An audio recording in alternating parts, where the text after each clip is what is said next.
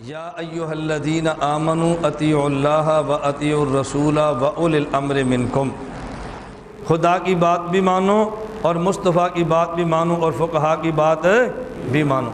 غیر مقلد کے سامنے جب یہ آپ آیت پیش کریں گے، وہ اس آیت پر سب سے پہلا اعتراض ہی کرے گا آپ نے آدھی آیت پڑھی ہے، پوری آیت نہیں پڑھی۔ کیوں؟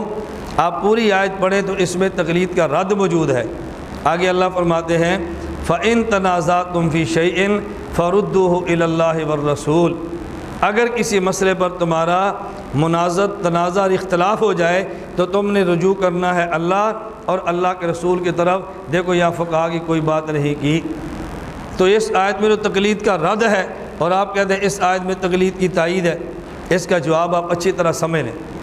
ہم کہتے ہیں اس آیت میں خطاب دو لوگوں کو ہے، ایک اس میں خطاب ہے عوام کو اور ایک خطاب ہے خواص کو۔ ایک خطاب ہے عوام کو اور ایک خطاب ہے خواص کو۔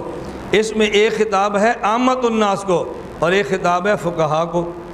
پہلا جو خطاب ہے آمنو، یہ خطاب عوامی ہے، عمومی خطاب ہے کہ اللہ کی بات بھی مانو، مصطفیٰ کی بات بھی مانو اور فقہا کی بات بھی مانو۔ فَإِن تَنَازَعْتُمْ، یہ خطاب ہمیں نہیں ہے، یہ خطاب صرف فقہا کو ہے۔ اگر دو عوامی آدمی میں اختلاف ہو جائے، یہ دونوں دارالفتاء میں چلا جائیں اور دارالفتاء سے جا کر فتویٰ لے لیں۔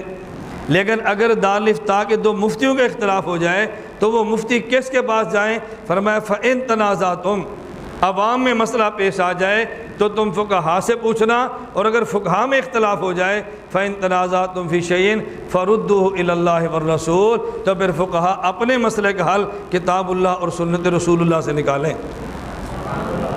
اگر ہر آدمی کتاب اللہ سے حل نکال لیتا، اسے اولی الامر کے پاس بھیجنے کی ضرورت کیا تھی؟ اولی الامر کے پاس کیوں بھیجا؟ دیکھیں مثال سمجھیں، اگر ایک آدمی بیمار ہو جائے تو وہ جاتا ہے ڈاکٹر کے پاس۔ توجہ رکھے، آدمی بیمار ہو جائے تو مریض جاتا ہے ڈاکٹر کے پاس۔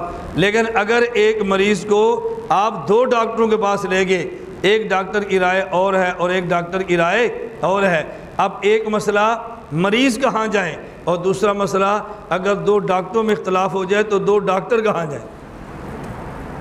بات سمجھ آ رہی ہے؟ ایک معاملہ کہ مریض کہاں جائے، نمبر دو ایک مریض کے لیے دو ڈاکٹر اکٹھے ہوئے اور دو ڈاکٹروں میں اختلاف ہو گیا تو دو ڈاکٹر کہاں جائیں؟ تو ان کا مرجع اور ہے، مریض کا مرجع اور ہے۔ مریض کا مرجع ڈاکٹر ہے اور دو ڈاکٹروں میں اختلاف ہو جائے تو ان کا مرجع ڈاکٹریٹ اور طب کی اوپر والی کتابیں ہیں۔ ہم میں اختلاف ہو جائے ہمارے مرجع فقہا ہیں، فقہا میں اختلاف ہو جائے تو ان کا مرجع کتاب اللہ اور سنت رسول اللہ ہے۔ ایک خطاب ہمیں ہے، ایک خطاب انہیں ہے، دونوں میں فرق ہے۔ بات سمجھ آ گئی ہے؟ اب تائید کے لیے جو ہم نے تفسیر پیش کی ہے نا، ایک تفسیر ہے امام ابو بکر جساس رحمۃ اللہ علیہ کی، وہ فرماتے ہیں وَقَوْلُهُ تَعَالَىٰ عَقِیبَ ذَلِكَ فَإِن تَنَازَعْتُمْ فِي شَيْءٍ فَرُدُّوهُ إِلَى اللَّهِ وَالرَّسُولِ يَدُلُّ عَلَىٰ أَنَّ أُولِي الْأَمْرِ هُمُ الْفُقَهَاءُ۔ فَإِن تَنَازَعْتُمْ کی آیت بتا رہی ہے کہ اولی الامر سے مراد فقہا، اولی الامر سے مراد فقہا۔ دلیل کیوں؟ لِأَنَّهُ أَمَرَ سَائِرَ النَّاسِ بِطَاعَتِهِمْ، اللہ نے سارے لوگوں کو حکم دیا ہے ان فقہا کی اطاعت کرو۔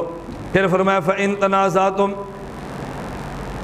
تَنَازَعْتُمْ، یہ کن کے بارے میں ہے؟ فرمایا امر اولی الامر برد المتنازع فیہ الی کتاب اللہ و سنت النبی، ہمیں چاہیے کہ فقہا کی اطاعت کریں اور فقہا میں اگر تنازع ہو جائے وہ اپنے متنازع مسئلے کو لٹائیں کتاب اللہ اور سنت رسول اللہ نبی کی طرف لٹائیں۔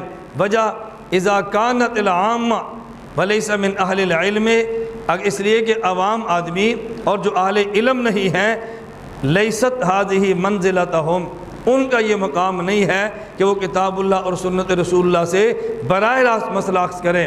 کیوں؟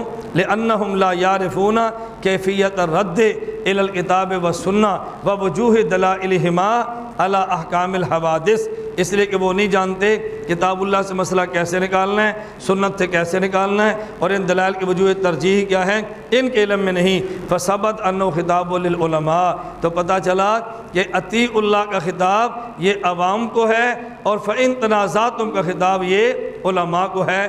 یہ ہمارے علماء کی بھی رائے ہے، اور غیر مقلدین کے علماء جو سمجھدار یا سنجیدہ یا ان کے بڑے ہیں ان کی رائے بھی یہی ہے۔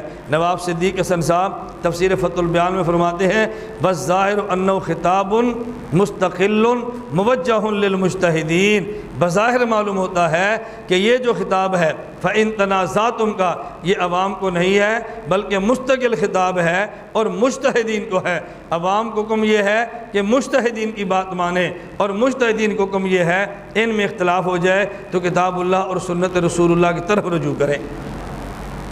تو یہ رائے ہماری بھی ہے اور یہ رائے غیر مقلدین علماء کی بھی ہے۔ نہیں اغیار میں جرأت اٹھا کر آنکھ جو دیکھے، ہے ڈالا یوں ہمارے دم میں دم الیاس گھمن